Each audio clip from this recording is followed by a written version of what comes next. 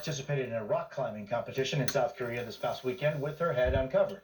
There you see her. It comes as protests in Iran continue for a fifth week, sparked by the death of Mahsa Amini, a young woman who was detained by Iran's morality police for allegedly violating the dress code. She died 3 days later. NBC News' Megan Fitzgerald has the very latest. Megan.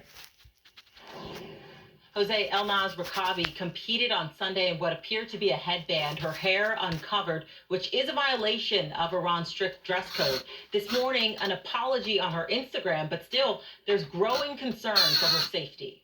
This morning, concerns for a young female Iranian athlete after she competed without wearing a hijab. Elnaz Rakabi, a prominent rock climber, took part in a competition in South Korea this weekend, notably climbing with her head uncovered. In the past, Rakabi has worn the traditional headscarf while climbing. The hijab has been a focus of recent extraordinary protests in Iran, sparked by the death of 22-year-old Mahsa Amini, who was detained by the morality police for breaching the dress code. She died 3 days later. Women across Iran have protested by cutting their hair and appearing in public with their heads uncovered. After the appearance in South Korea, Rakabi is headed home. The Iranian embassy in Seoul tweeting she departed yesterday. Human rights groups have been concerned about pressure she may face from authorities. I think they will put her under tremendous pressure. There is fear of torture, ill treatment, psychological pressure. They want to set an example, both for other athletes in the same situation and also for the Iranian girls, so that they don't get a role model in Elnaz. Rakabi this morning posting on Instagram that her hijab had issues before she was called to climb. While the statement was posted on her account, the circumstances under which it was posted remain unclear. Now, back in Iran, the regime has been under pressure as protests led by young women continue. Many watching Rakabi's return to the country with concern. Now, the International Federation of Sport Climbing says they are in contact with Rakabi, along with the Iranian Climbing Federation. They released a statement I want to read to you. And in part, it says, athlete safety is paramount for us. The IFSC fully supports the rights of athletes, their choices, and expression of free speech. But Jose, I can tell you this is a story that we will be watching closely. I think we must thank you, Megan Fitzgerald, for that. And joining us now is Iranian journalist and activist Masih Alinejad. Masih, thank you for being with us. Before she starts speaking here, I want to weigh in on what they're talking here about pertaining to Iran, basically just going absolutely ballistic. And, you know, I support the people over there pertaining to their humanitarian rights because they have been dictated to, and they have been rooted and enslaved by this type of imperialism ideology for thousands of years, and it's time that they stood on their feet, and I applaud them and give them 2 thumbs up towards what they're trying to do. I've said all along that the Western world goes entirely too far towards women being able to strip off all their clothes, basically, and walk around nude, towards tempting people in their nudity. And if you don't believe me, all you gotta do is go out to California and see how those people live. But it's gone as far as one way, swaying to the pinnacle one way, as it has the other towards America being too liberal, why other countries has been too conservative whenever it comes to not giving women the freedom and giving them the chance to be able to prove themselves and giving them the opportunity of working either in state, local, or federal conditions in those areas that we know that whenever the Taliban took back over Afghanistan, that none of them women over there are allowed to participate in none of their government affairs. Some of them may be allowed to teach, but most of them aren't even allowed to teach.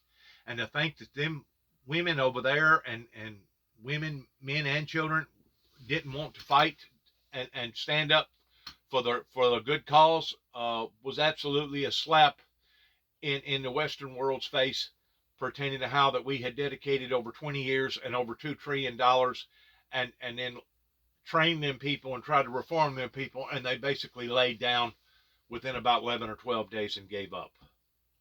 At least I can say this about them: they're hanging in there, they're staying strong, and they're doing what they feel like that their convictions is, even at the price of death.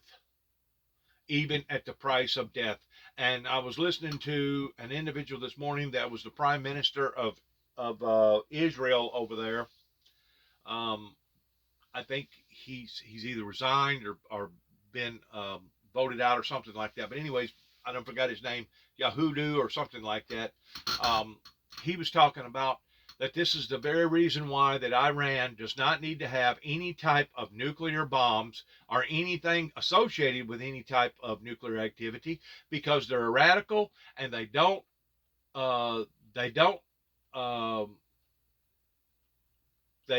reform, that they don't witness other people's rights, and basically they call Israel, Jerusalem over there, the little Satan, and they call America the big Satan. And they've done already sworn off that they hate us and they want us dead. So by looking at what is going on the streets, I am so proud of them people standing up, even at the expense of dying, towards saying, you know what, enough is enough, and we're not going to put up with no more of this. And basically that regime is proving itself to be just exactly like Ronald Reagan talked about the regime over in Russia, towards it being an evil empire. And these evil empires need to collapse, because we're living in the 21st century, and everybody knows, because of social media and because of the internet, because of satellite, everybody knows what's going on now in all these little confined little countries. And whenever you get the spotlight put on you, then we're going to see just exactly how embarrassing that you have been participating in, especially whenever it comes to being nothing more than brutal barbarians that wanted to dominate in a cruel, indifferent way towards enslaving your people in various things that you shouldn't have done.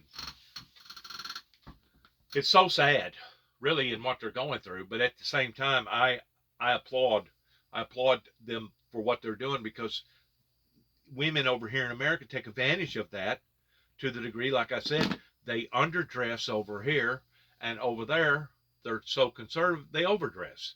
So, where are we going to hit the middle at? Where are we going to fit in the middle whenever this thing is all said and done with, towards our nations, our global society, living in a peaceful, productive way?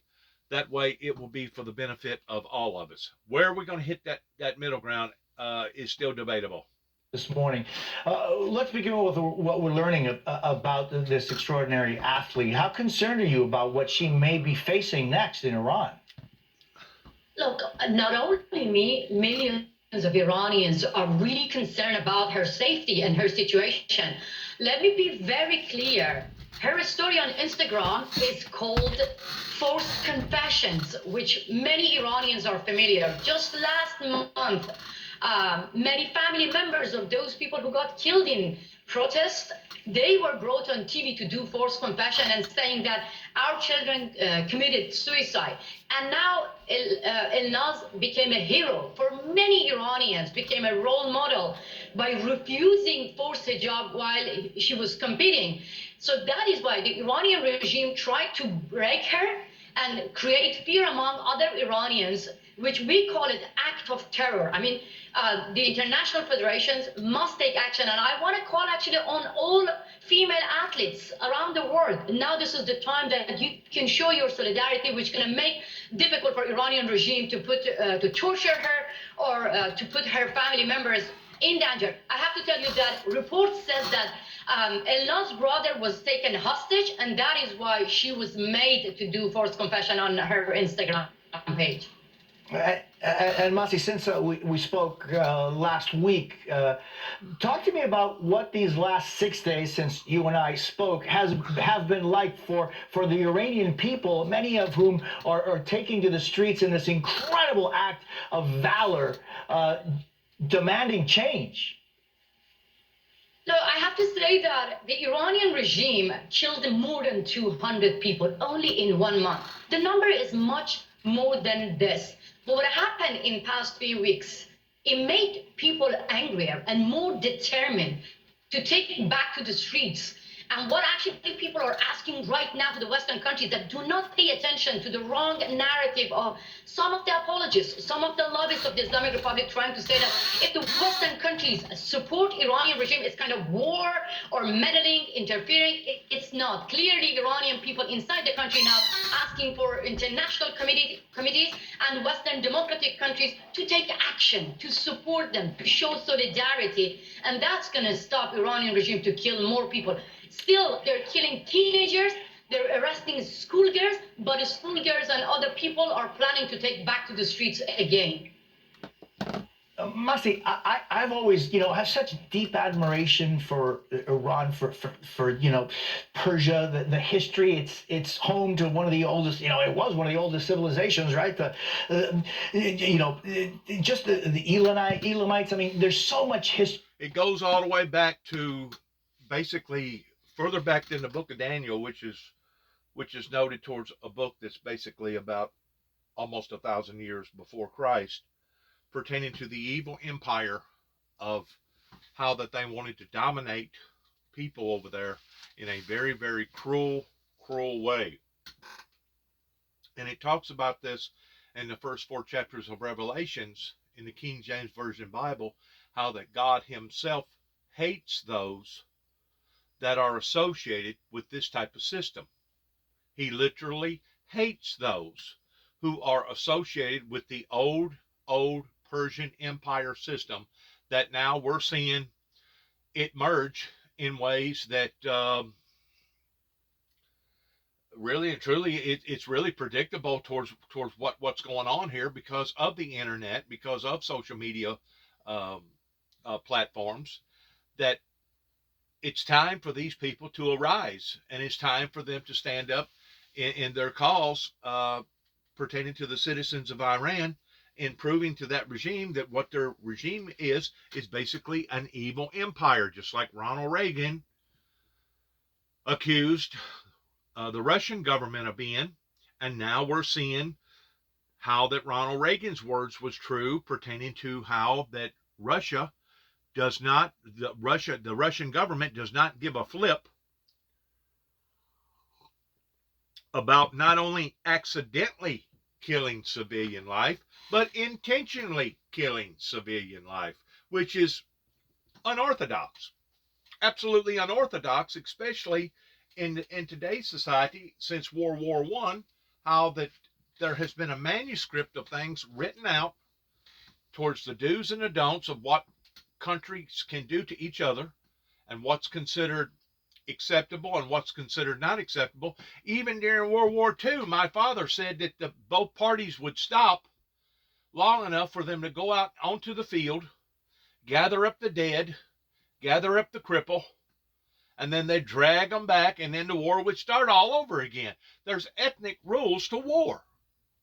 And obviously, people like Putin, poisonous Putin, and people like the Iranian regime, they don't abide by any type of rules and regulations, just like Saudi Arabia. It ain't nothing unusual for them to wind up bombing a school or a wedding or a funeral, purposely attacking some of the Yemens over there and attacking various innocent lives, innocent people, just because they're trying to genocide them. What's going on right now with Iran needs to be prayed about. And if I'm not mistaken, our United States President, President Biden, has spoke up in regards to this evil demonic regime in support of the people and their humanitarian rights towards them standing up the way that they're standing up about all this. It's going to be confusing for the next few years. It's going to be hard for the next few years for a lot of these countries to reestablish after us going through COVID, because a lot of these countries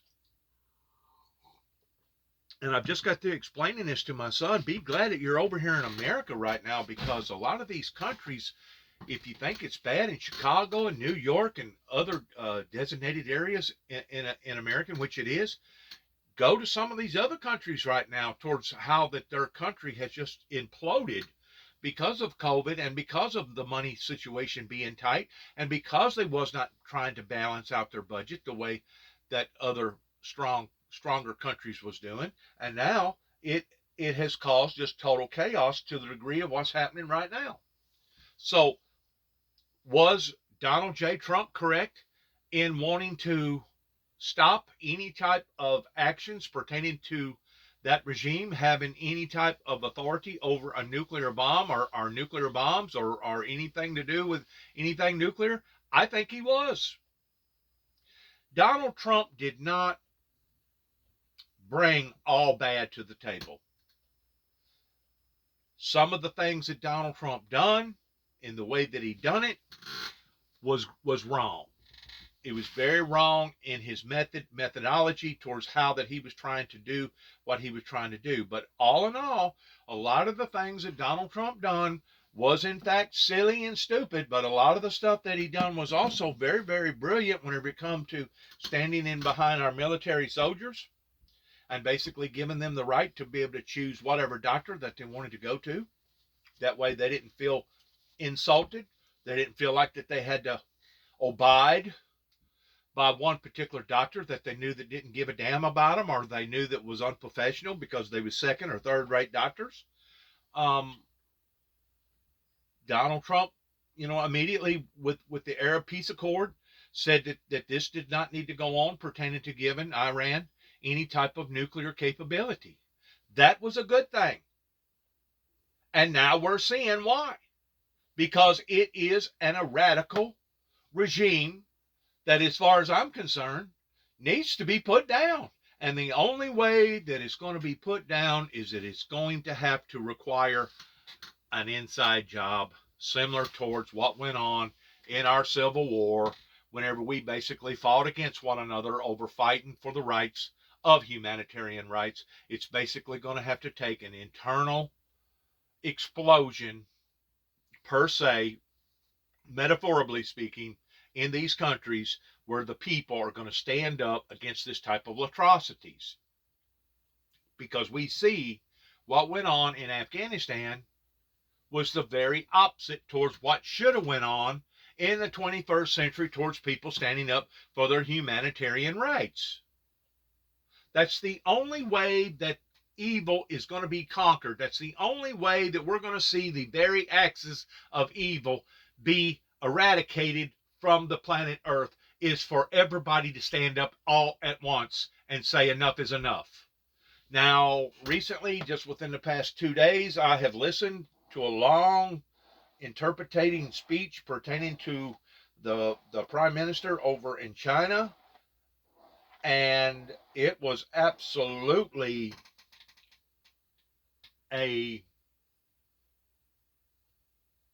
spectacle or a sight to see, the way that those people sat very, very loyally in listening to every word that their speaker or their leader had to say, and then all of a sudden they would stand up and they would applaud, and then they'd all sit down at the same time, and they'd go back to doing what they was doing very quietly and very, very professionally. And one of the things that I picked up on that I didn't like, even though their leader was bragging in a degree towards how that they have grown and prospered in the past 30 plus years, in which I don't blame any leader for telling his people that they've done good, providing that they have done good. But one of the things that he said that I didn't approve of, that he said that the sovereign rights of Taiwan belong to China, and if China was not willing to renegotiate towards compromising, that if it was deemed necessary, that they would take Taiwan over by force. And we know, working through our American laws, that Taiwan is one of our allies, and if this was to ever occur, there would be a military calamity that could actually spark something on levels unimaginable towards one country boycotting another country. And I don't know if people realize this or not, but about 90 something % of all our medical stuff comes from over in that area, including our medicine.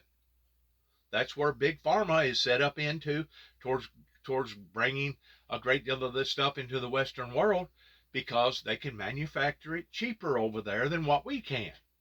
Well, what does that do to us if there's ever a problem? It puts us in behind the 8 ball.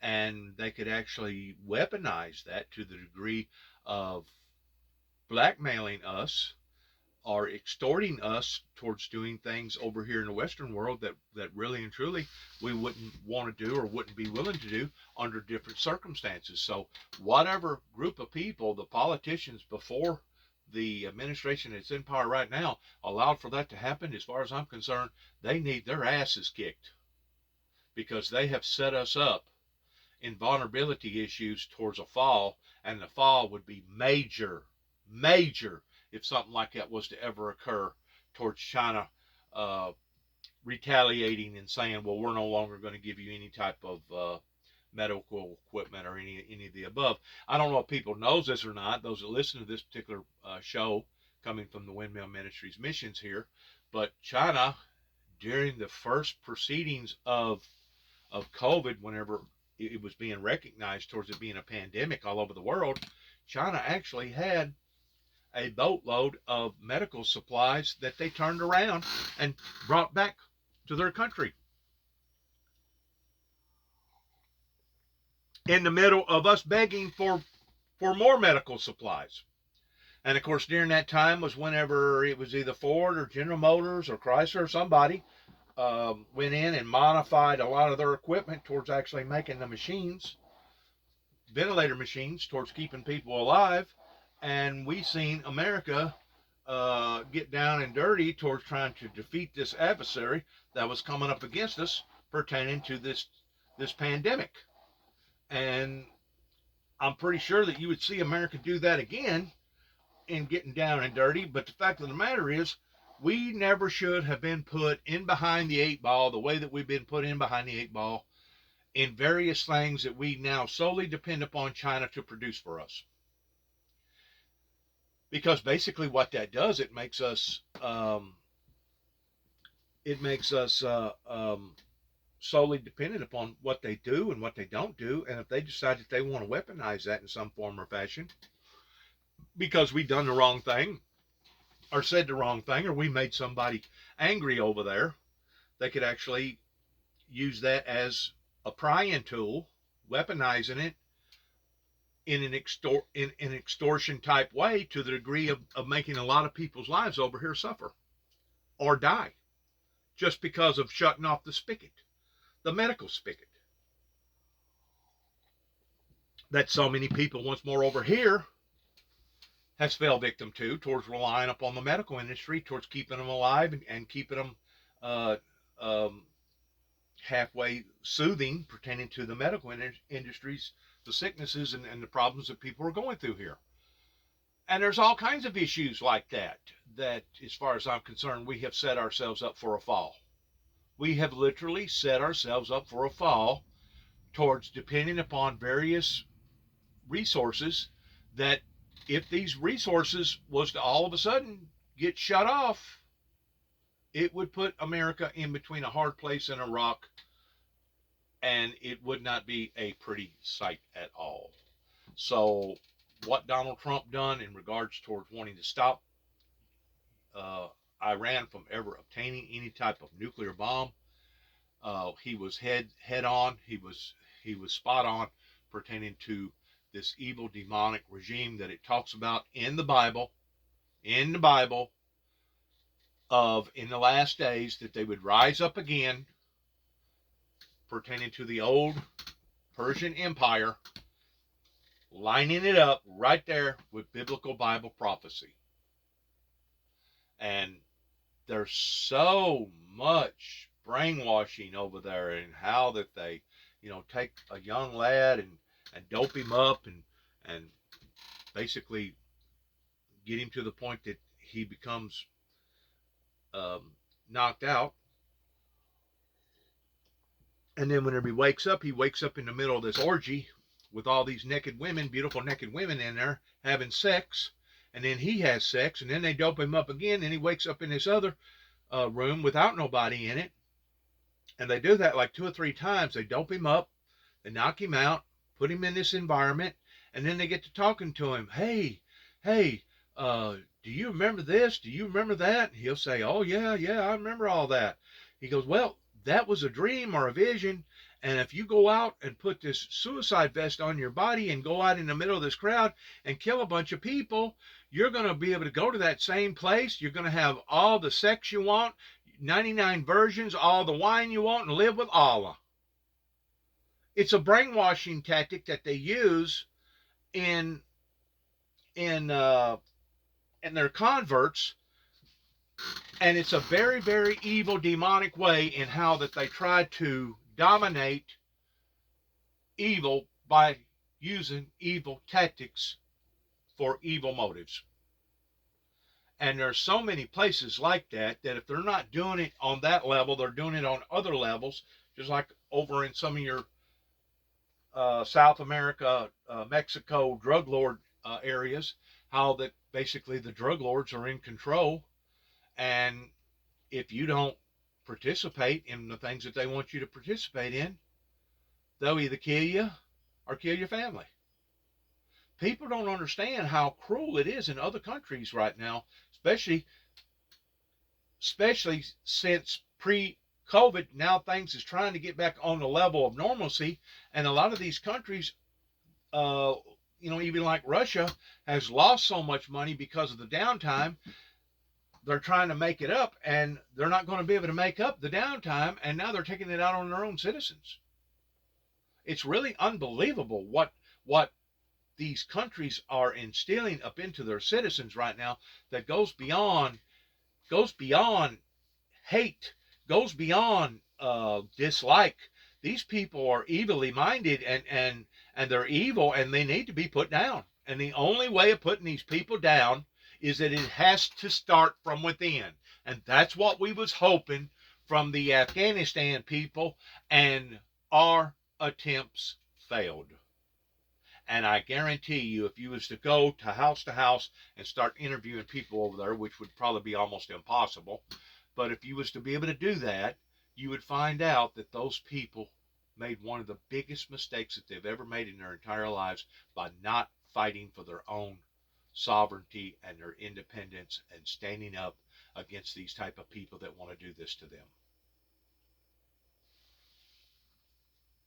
Culture, and there's so much tolerance in Iran previous to 1979. How can things change when 1979 put a freeze on so many things?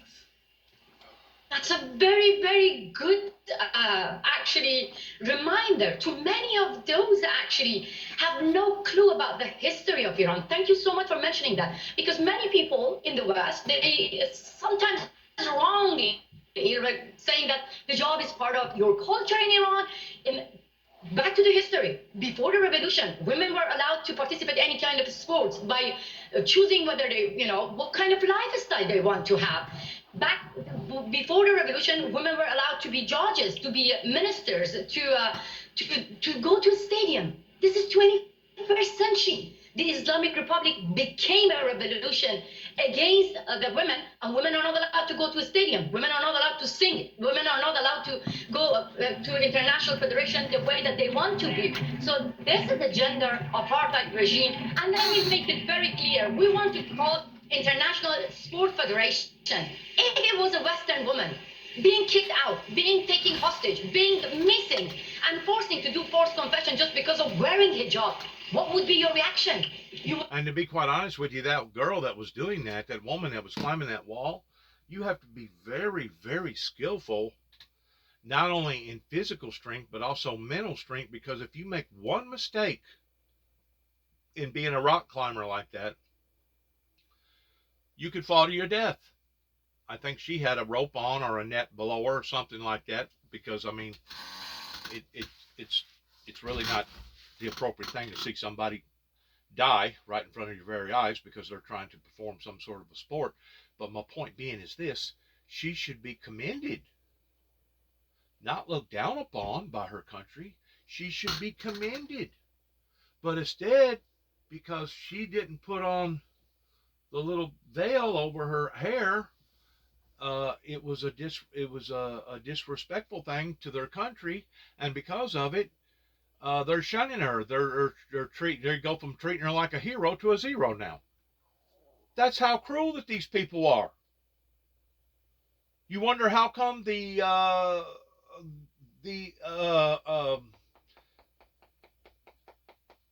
college and the university has a international exchange student program towards people wanting to come over here and not just gain their education, but wanting to come over here and have a different way of life. That's why. That's exactly why.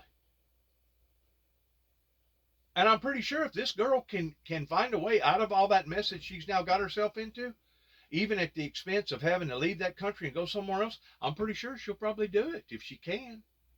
Because it's awful in how these regimes, and it's not just one or two, it's lots of them out there that goes beyond just being mean or indifferent.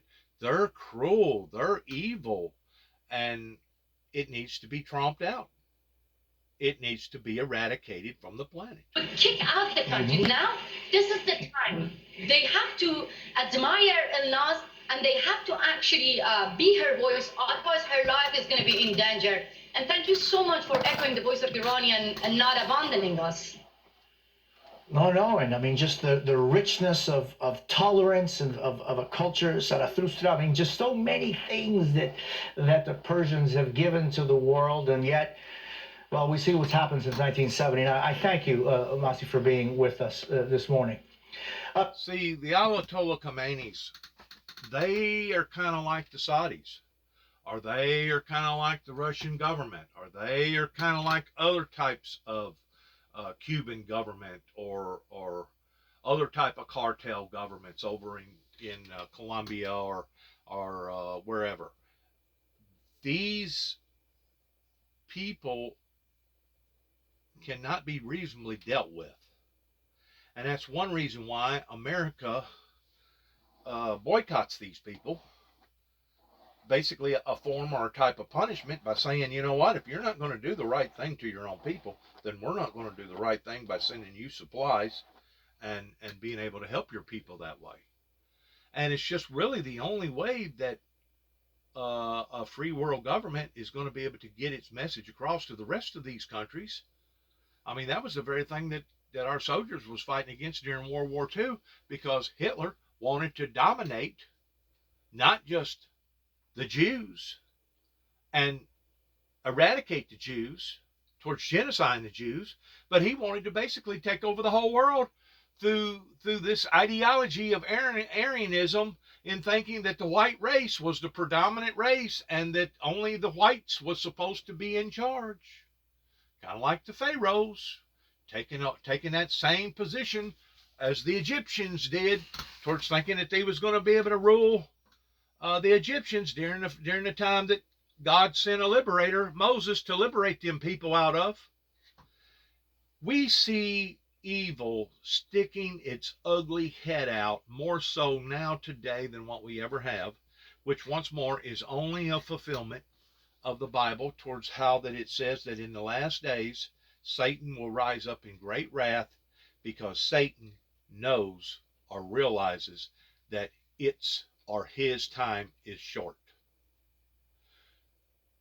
And we're seeing also Satan rise right here in America towards a lot of your children being disobedient to not only the parents, if they got any parents, but they're disobedient to the law. They don't respect the law. They don't honor any type of laws, regardless of what state they're in, or federal laws.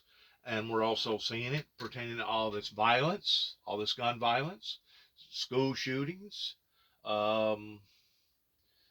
It was just the other day where I seen something, I done forgot now where it was, where 2 cops got killed. A shootout with somebody, and living in these days that we're in right now, it's a fulfillment of the Bible that says that we will be living in perilous times in the last days. The word perilous means danger. Very, very dangerous. It has got to the point that we are seeing these evil, old, demonic empires, just like Russia, rise up and once more wanting to prove its stand, wanting to be predominant, wanting to be superior in and above all these other demonic forms. And if we don't recognize what's happening, not only on a physical level, but on a spiritual level, we ourselves will fall victims to all of this. And we ourselves could possibly be in a major conflict with another country somewhere. So we're going to have to keep our eyes and our ears open. We want to be stern, but at the same time, we don't want to bully our ways in other people's affairs towards meddling in other countries. But at the same time, if they violate our principles, if they try to bring any type of harm, bodily harm, or any type of hurt into our society over here, we're going to have to oppose it. We're going to have to stand up against it. Regardless whether people think that that's a Christian thing to do or not, it must have something to do with something, because it talks about in the Bible that how that the meek will inherit the earth. And I guarantee you, they're not going to do this voluntarily in a lot of these places. It's going to take physical force. And hopefully the physical force will start from within. Because that ember should have been put out in 79 that never was. Because like she was saying, up until 79, women halfway had a stance in that area. They could teach. They could work in City Hall. They could do things pertaining to the fluctuation of their government. But they've been banded and shunned and rejected and demonized and dehumanized to the point that now it's come to this. So I give them 2 thumbs up. Stand up and fight for your rights. Fight for the things that you know that's what's been going on is wrong. Because if you don't do it, odds are won't nobody do it for you.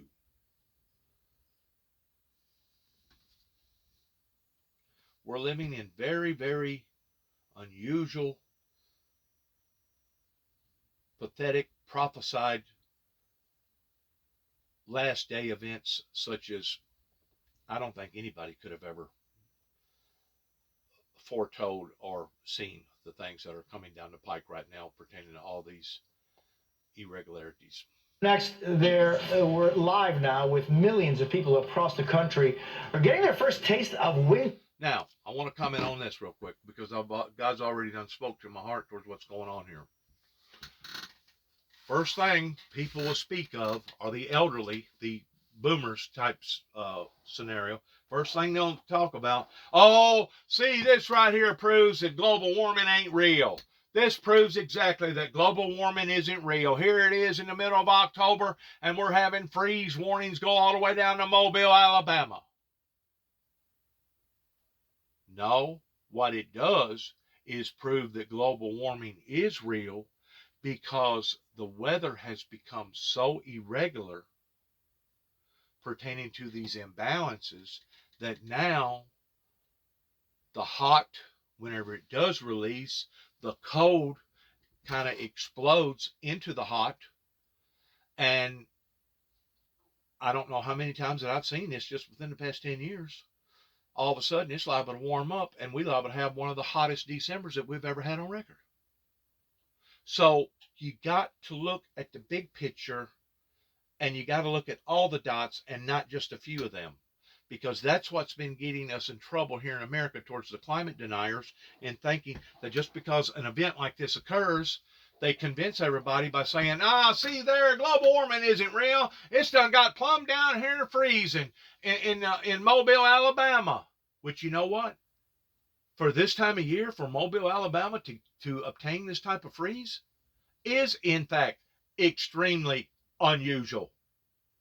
You may see something like that creep down into the Mobile, Alabama area, or down into the Texas area along about either January or February. As a rule, that's been the pattern here lately. But then again, you can't really bank on that neither. I mean, the Farmer's Almanac has been more so missing for the past 10 years than hitting. in regards towards the weather patterns that have been so outlandishly out of tune with the pre-patterns of the things that we used to be adjusted to or adjusted with, that now it's gotten so erratical that, like I said, we're getting these type of temperatures in the middle of October in the year 2022. Basically, what is today? 17th, 18th, something like that. But then again, come December, it's liable to warm up. We liable to have a major tornado. And if you don't believe me, all you got to do is look at our track record, because 2 weeks before Christmas, that's exactly what happened here in Kentucky and Tennessee and Missouri and other parts of this area. Had an outbreak of tornadoes. So what's causing these irregularities? Global warming, environmental shifts, environmental crisis. And it's not just the poisonous gases coming out of the automobiles that's going up into the upper levels of the atmosphere that's causing the upper atmosphere to get hotter. And because it's getting hotter, it holds more moisture. Because it holds more moisture, whenever it does release the moisture, it releases it all at once, pertaining to a deluge. It's not just on that level, but it's also on the level that I continue to tell people about, pertaining to the earth heating itself up from the inside out more so than the outside in, because you cannot explain it in a rational way in the middle of our solar system time, whenever we're supposed to have cold weather, whenever we tilt away from the sun on the backside of the earth. But yet no, the earth actually moves closer to the sun during that time, because if it didn't, we'd all freeze to death. Okay, but it does not explain how come all of a sudden we have 80, 85, 87, 92 degree temperatures in the middle of winter. And as I've said before, if we was warming this planet up from the outside in, we would not be able to go out into the sunlight and be able to absorb the sun without either getting second, third, or fourth degree burns. And I think after you get third degree, you're basically dead. I don't even think there is such thing as a fourth degree burn. But you got to look at the evaporation towards what's happening with our reservoirs, our lakes, our waterways, our rivers. You gotta be able to put two and two together in understanding what the heck is going on here. How come this is a phenomenon that is happening all over the world? And this is the part that scientists is not teaching, not just the American Western world about, but this is what they're not teaching pertaining to the whole world, towards the natural resources that we continue to drain from the ground, are the resources that was put there for the stability of our atmosphere that we was adjusted to, let's say 20, 25, 30, 40 years ago. Well, now, because we have drained so much resources out of the ground, it's having a profound effect. Just like we know that oil reduces friction. We know that the earth is not a solid rock. It's built in several different layers in several different areas all over the planet. And it's kind of like a jigsaw puzzle coming together. But at the same time, it's constantly in motion. It's moving. It's going up and down. You got platelets that's breaking on top of each other, and some are squeezing each other down and squeezing each other up. Plus, you got the high tide, the low tide. You got the full moon, the low moon. You got all these other different elements that makes up our planet. Well, whenever you eliminate the oil towards one rock, squeezing against another rock, that creates friction. What does friction create? It creates heat. Where's the heat going to go? It's going to escape from the outer layers of the earth, because basically we are on, let's say, the skin of an orange. We are like a planet, and the planet being the orange, and we're on the skin of it. So that means what goes on miles and miles and hundreds of miles below our feet is things that we don't even have a clue towards, the things that we're affecting that used to be in one way and now it's in something different. And there has to be a logical explanation of the reason why the Father, God Almighty, would say what he said in the book of Revelations that frightens a great deal of people, and I understand why, is that he says that he will come back and destroy those who are destroying the planet, indicating that not only does mankind have the ability of destroying the planet, but indicating that that's the whole primary purpose for God returning back, because of mankind that is destroying the planet. And the way that he's going to have to destroy man because of them destroying the planet. It never would have been put in the book of Revelations of God going to do this if there wasn't a chance that humanity, the Homo sapiens, would be doing this. Well, now those prophecies are coming true as well. We're seeing that, yes, what we're doing, because we didn't pay enough attention to the science, we didn't pay enough attention to the meteorologists, we didn't pay enough attention to the signs, that now it has caught us all with our pants down, basically. And now we're having to make up time because we was lied to by the major conglomerates with the oil petroleum products that kept telling us, oh, you see there, global warming ain't real. We're already having temperatures that's freezing all the way down in Mobile, Alabama in the middle of October. And the people in the Western world here bought into it. They bought into it, and they're thinking, well, my God, I ain't going to get concerned about the greenhouse deal, pretending global warming. It's done got all the way down to freezing down here in Mobile, Alabama. That's the point. It has become irregular. It has become imbalanced. It is out of the realm of normalcy. And if anything, we should be just as concerned towards what's happening right now in the middle of October and seeing temperatures go all the way down this low into the southern region as we are in the middle of December, 2 weeks before Christmas, and seeing our temperatures get up to 87 and 90 degrees in places and have an outbreak of tornadoes. That does not make any sense towards this side of the planet that's furthest away from the sun, as far as us being tilted away from the sun, even though the planet gets closer to the sun. But you know what's happening on the other side of the planet whenever we are going through our winter solstice over here? It sure enough gets radical over there on the opposite side of the earth. And we're seeing places over there that either are going through extreme floodings, that is very, very uncommon in areas that has never gotten that type of rainfall. Or we're seeing areas like over in Africa that has become twice as dry, twice as hot, to the point that now even their livestock, even their animals can't even survive it.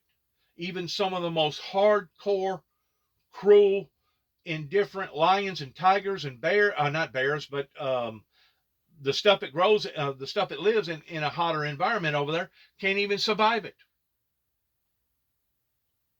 But yet no, we have been led into believing, because of this old way of thinking, global warming isn't real. Look at Mobile, Alabama. It's done got down to freezing down there. It sure has. In the middle of October. And to be quite honest with you, where the freeze level ought to be right now should probably be stopping somewhere around, I'm going to say, St. Louis this time of year. St. Louis, Indianapolis, Chicago, Kansas City. These should be the places right now that should be concerned or worried about some sort of a freeze. Now give it another 2 weeks from now, getting into November, then we should have to worry about freezes. But come November, it's liable to be back up to 75 or 80 degrees again.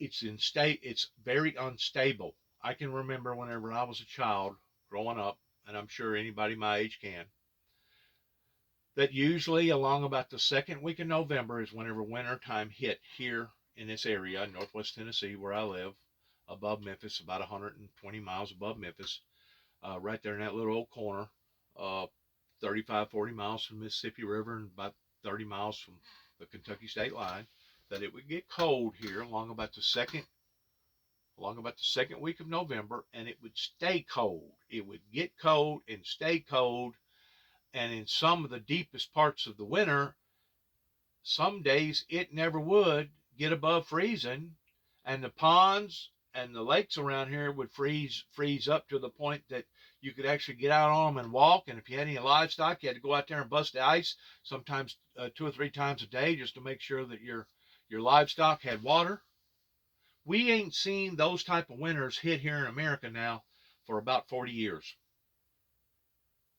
As far as the cold being driven all the way down to the point that it got cold and it stayed cold. I'm talking highs like 27, lows like 3 above. We haven't seen a winter like that now, give or take, for a long, long time.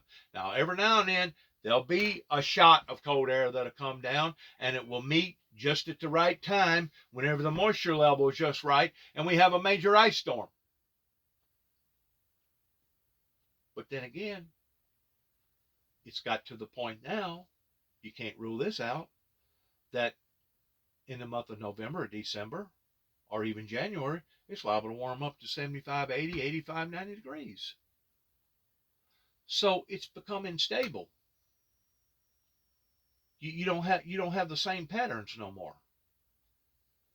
And if anything, this should even verify more so of the instability of our planet towards what we're doing to it, with it getting that cold, that quick, that low this time of the year.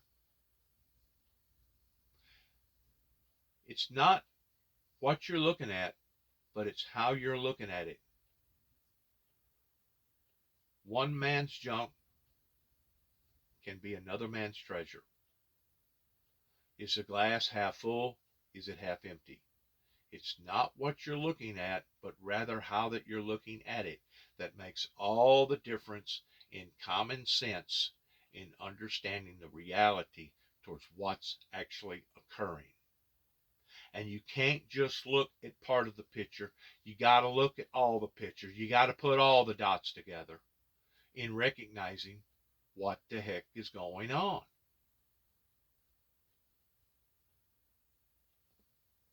I'm going to end right there, coming from the Windmill Ministries Missions here at 291 Thompson Road, Sharon, Tennessee, zip code 38255. Thank you for your prayers.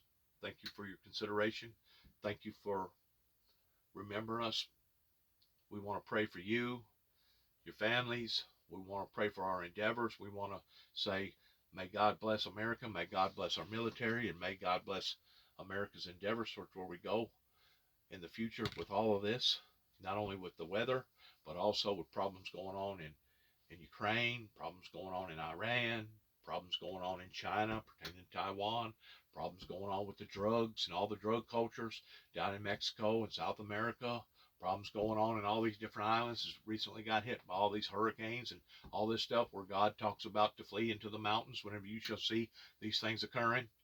We want to pray for each other and enlighten each other through and by the Holy Spirit of God, and to tell people again and again and again, please remain vigilant, stay prayed up, packed up, and ready to go up, because none of us knows when some sort of a major calamity is going to wind up falling into our lives, similar, just as bad, if not worse, towards what's going on right now with the Iranian people and their citizens over into that area. Like I said this morning, I heard one of the prime ministers that used to be the president over there in Israel speaking how unstable that region is over there, and that how you cannot trust a group of people that has steadily been accusing either the Holy Land or America towards either being the small Satan or the big Satan, and the whole time they was the ones that was the evil demonic empire. Just like Ronald Reagan perceived, understood, and let it be known pertaining to the old Russian USSR, Soviet Union.